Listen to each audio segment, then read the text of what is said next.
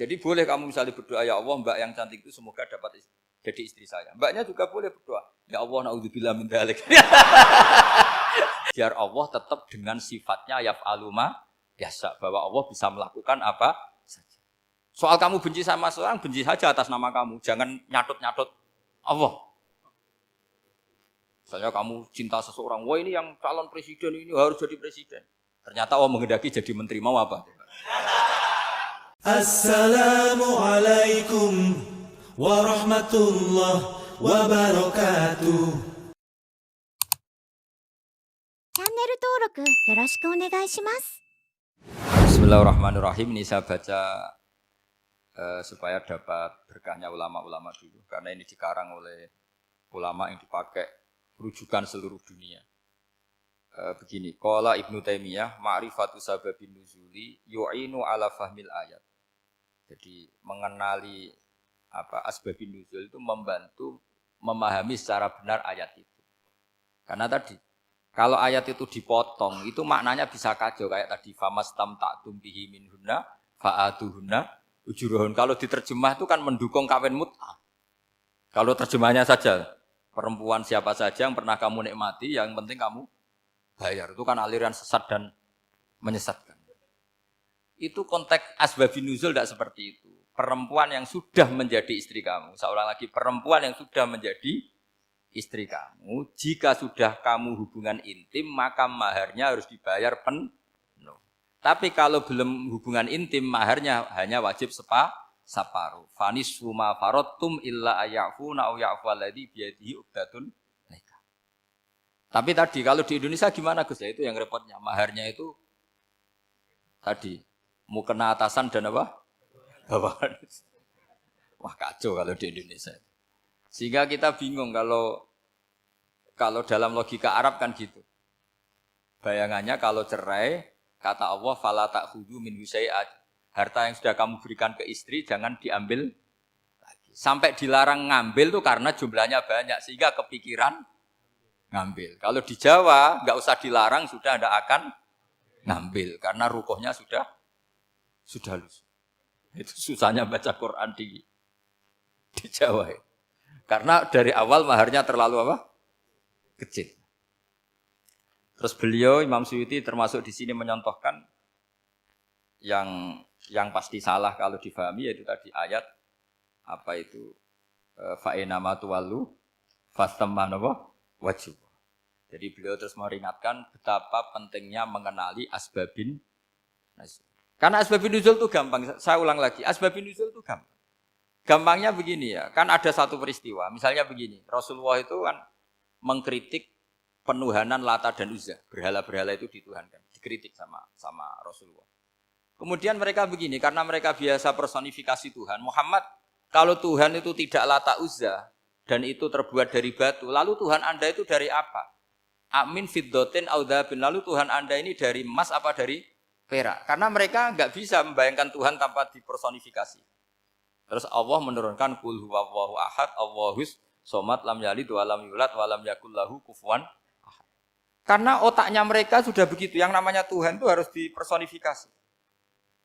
Makanya saya kemarin di Korea seminggu, cerita yang paling unik gini Pak On, ada bos Islam, ada bosnya TKI yang baik.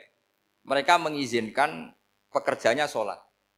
Bareng sholat tuh diingeti ke atas ke bawah, kok enggak ada arcanya.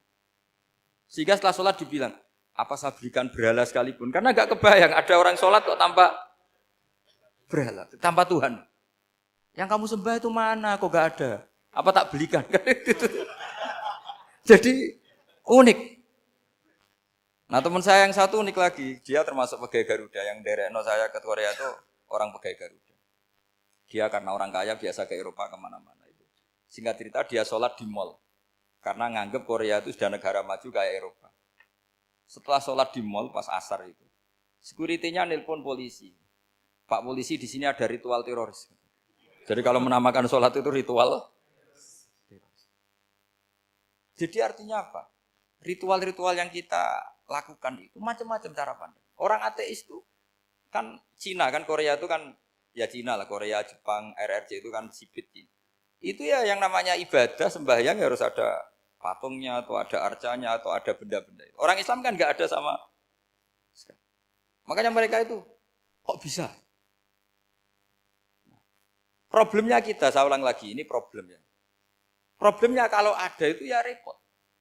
Begini misalnya, ini masih tentang asbabun nuzul. Ini contoh terakhir, tentang masih asbabun nuzul.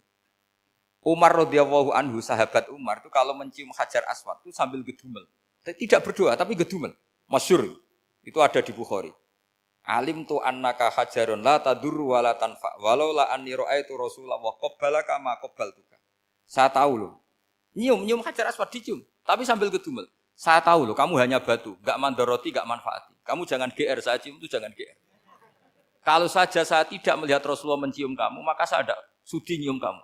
Dah gitu aja. Terus itu tiap nyium Hajar itu tidak doa. Kalau kamu kan enggak minta kaya, minta macam-macam. Kalau Umar malah gitu. Nah, kenapa demikian? Itu ada asbabun nuzulnya. Umar itu saksi sejarah. Ketika Rasulullah Fathi Mekah, Nabi kan tawaf terus mencium Hajar. Itu di belakang masih banyak orang kafir. Kebetulan Umar masih di sana. Sudah Islam Umar, tapi dia di belakang. Dengar orang-orang kafir, Muhammad itu tua aneh. Katanya melarang nyembah batu. Ternyata dia nyembah batu. Jadi Nabi nyium Hajar Aswad itu dikira nyembah. Katanya ngelarang nyembah batu, tapi dia kok nyembah batu. Karena Nabi mencium Hajar Aswad. Nah, karena untuk menghilangkan stigmasi itu, Umar tiap nyium Hajar Aswad ngomong gitu. Kan ada sound system, mungkin jadi sound system. Supaya jelas bahwa penciuman ini bukan karena menyembah. Artinya mudah sekali kenapa Umar ngomong gitu. Karena asbabun nuzulnya seperti itu. Coba kalau kamu tidak tahu asbabun nuzul, Umar maksudnya gimana? Enggak doa, enggak apa kok malah ngomong gitu kan. Tapi kalau kamu tahu asbabun nuzul Umar itu yang mendengar komentar orang sama ketika kita tawaf itu kan 3 pertama kan kita lari-lari kecil. Itu ceritanya juga gitu. Rasulullah itu hidup di Medina, terus diterkenalkan miskin. Medina itu kota wabak, kota penyakit, endemik. Dulu Medina, Yasrib itu kota endemik. Sehingga kata orang kafir-kafir Mekah, yaji uliha dalbet kaumun kot wahanat huma Yasrib. Nanti akan datang satu komunitas kaum yang sudah lemas karena kena penyakit TBC dari Yasrib. Nabi dengar itu, makanya terus bilang ke para sahabat, tunjukkan kalau kamu kuat dengan cara lari 3 kali. Terus pakai pakaian yang kelihatan maco, yaitu yang dipakai lelaki-lelaki. Bahunya dikelihatkan. Nah, setelah Rasulullah wafat, Umar menggantikan beliau setelah Abu Bakar.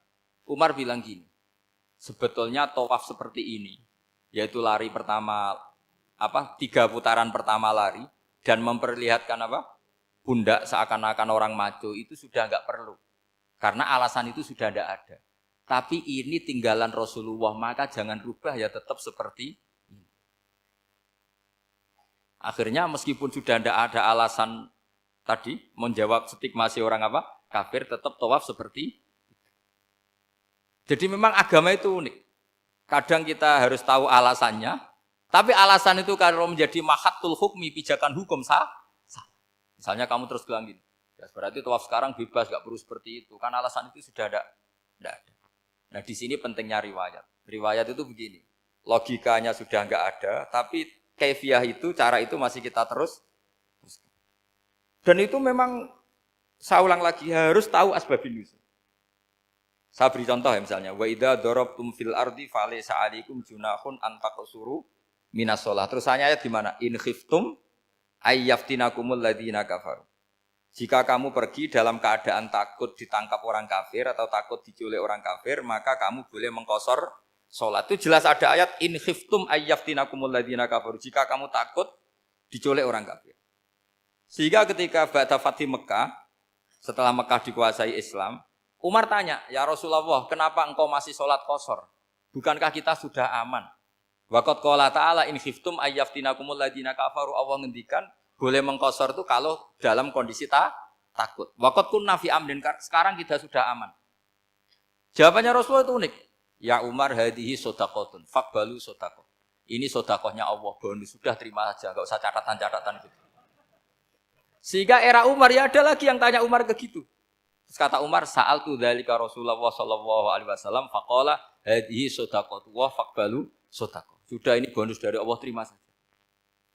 Ini kan unik. Padahal kalau secara disiplin ilmu kan begini. Kamu boleh mengqashar salat kalau dalam bepergian dan dalam keadaan takut. Logika hukumnya kalau tidak takut tidak usah. Sama seperti begini. Kamu kalau pergi jauh seperti saya Pak On, itu ngosor sholat apa enggak? Ngosor kan? Alasannya kalau kosor itu, kalau pergi itu masyakot, repot. Sekarang pergi kita pakai Alphard, pakai Innova. Bawa uang, disupirin, itu masyakot enggak? Enggak kan? Tetap boleh jamak enggak? Boleh. Sebenarnya kamu jamak itu karena pengetahuan hukum apa karena enak jamak? Kalau alasannya masyakot, kan sekarang sudah ada. Enggak repot. Ya sudah pakai hadis tadi, ini hadiah, terima saja. Jadi makanya agama itu riwayat. Tapi ada saja ulama yang agak balik loh. Agak balik gini, banyak juga ulama misalnya duwe gawe, ibunya sakit terus ribet jamak sholat. Kenapa? Ribet ngurumat ibu. Makanya ada saja kiai yang duwe gawe mantu itu terus jamak sholat, tapi jangan ikuti. Tapi ada saja karena alasannya jamak itu karena apa? Repot. Ya ada saja, tapi ya jangan ditiru. Cuma saya ini cerita analisis hukum itu memang agak-agak unik. Jadi tadi kadang Nabi itu ditanya, ya Rasulullah kita dulu boleh jamak qashar ini kan karena in khiftum ayyaftinakumul ladzina kafaru, takut diancam orang kafir. Sekarang aman, kenapa tetap jamak? Jawabnya Nabi, ini hadiah, terima saja. Ya ada sahabat yang bantah, kenapa Nabi? Allah itu zat yang baik, kalau sudah ngaji bonus nggak pernah ditarik lagi. Makanya Nabi kalau berdoa itu unik. Ya, siapa yang disiksa di dunia karena dosanya, fawahu akramu min ayyus sanniya uqubatahu fil akhir. Kalau ada orang salah kok di dunia sudah dikasih sanksi, Allah itu lebih mulia untuk mengulang nanti di akhirat. Akram itu Allah terlalu mulia, maksudnya orang kepikiran, wis males ya selesai, tidak akan di. Kalau sampean kan enggak, masih ingin lagi. Jadi itu cara berpikir nubuah. Jadi berpikir nubuah itu beda. Ada orang pas sujud diinjek sama orang fasik. Diinjek, kemudian si yang sujud tadi, wallahu la yaghfiru wallahu laka, demi Allah tidak akan ngampuni kamu. Itu langsung Allah memberi wahyu sama Nabi di zaman itu. Bilangin yang sedang sujud itu, dia harus minta maaf sama saya, kata Allah. Mangdzal ladzi yata'alla ala fulan. Dia bersumpah bahwa Allah tidak akan memaafkan orang itu. Itu harus diralat. Nabinya iskal, kenapa ya Allah? Yang Tuhan itu saya ini punya sifat dua, bisa menyiksa dan bisa memaafkan. Kenapa dia milih sifat saya satu tidak memaafkan? Akhirnya apa? Orang yang nginjek tadi sama Allah dikasih tobat dan jadi orang soleh. Jadi itu makanya kamu nggak boleh jadi orang ekstrim nyifati Allahnya satu. Nggak boleh, Allah tetap bisa yaghfiru liman yasha wa yu'adzibu may yasha. Sifatnya Allah dua ya tetap dua, nggak boleh kamu pilih satu. Misalnya kamu kan biasanya gini, yang ghafur untuk kamu, yang sadidul uqab untuk orang lain. Mesti kelakuannya sampean kan begitu. Tidak boleh seperti itu. Rasulullah kayak apa bencinya sama Wahsy? Karena Wahsy itu qatilul Hamzah. Yang membunuh Sayyid Hamzah siapa? Itu bencinya bukan main Rasulullah. Sampai maksud-maksud Wahsy. Tapi sama Allah malah diturunkan ayat laisa laka minal amri syai'un aw yatuba alaihim aw yu'adzib. Muhammad, meskipun kamu kekasih saya itu tidak wilayah kamu, maafkan atau enggak. Terserah saya, kata Allah. Ternyata betul, malah Wahsy dikasih tobat. Nah sekarang enggak, orang itu nyifati Allah sama orang lain syadidul iqab, kalau sama dirinya. Enggak boleh seperti itu. Allah ya sifatnya tetap dua. Jadi boleh kamu misalnya berdoa, ya Allah mbak yang cantik itu semoga dapat jadi istri saya. Mbaknya juga boleh berdoa, ya Allah naudzubillah min dzalik. Jadi ini adu kekuatan, nanti terserah, nanti Allah pihak yang mana. Kayaknya pihak yang perempuan mungkin. Karena kasihan kan kalau cantik dapat orang apa? Jelek. Saya tuh andaikan boleh fatwa fikih, yang saya haramkan tuh orang jelek dapat orang jelek. Karena kasihan anak-anaknya, tahu-tahu jelek banget. Jadi itu kan kasihan itu. Jadi dalam Islam itu seperti itu. Jadi apapun benci kita sama musuh kita, Allah bisa saja memperlakukan musuh kita secara baik. Karena Allah itu yaghfir. Tetap kita harus sifati Allah yaghfiru liman yasha wa yu'adzibu. Jangan karena kita benci seseorang seakan-akan Allah sama dia pasti yu'adzib. Pasti Itu yang dicontohkan Allah kepada Rasulnya, itu beliau tidak cocok sama Wahsy, malah Wahsy dikasih petunjuk. Makanya terus ada ayat apa? Laisa laka minal amri syai'un aw yatuba alaihim aw yu'adzibah. Muhammad, tidak wilayah kamu, saya menentukan mengadab atau Makanya rata-rata kiai ulama itu halim. Orang halim itu rileks. Layinal janib, tidak gampang menvonis orang lain. Biar Allah tetap dengan sifatnya yaf'alu ma yasha, bahwa Allah bisa melakukan apa saja. Soal kamu benci sama seorang, benci saja atas nama kamu. Jangan nyatut-nyatut Allah. Misalnya kamu cinta seseorang, wah ini yang calon presiden ini harus jadi presiden. Ternyata Allah menghendaki jadi menteri, mau apa? Ya Allah yaf'alu ma yasha, mau apa coba? Yang kiai atau Pak On, DPAI, patutnya kan menteri agama itu Pak On. Tapi kalau Pak yang takdir gitu mau apa? Ya sudah, Allah yaf'alu. Santai aja. Itu rileksnya ahlul ilmi, ya sudah santai saja. Ini negaranya Allah, ini kerajaan Allah, ini buminya Allah, ya Allah biarin yaf'alu.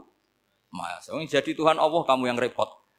Kira-kira jadi Tuhan itu Allah kamu yang repot. Ya Allah biar tetap yaf'alu mayasa. Allah boleh yaghfir lima yasa wa ya'tibu mayasa. Saya kira demikian. Assalamualaikum warahmatullahi wabarakatuh.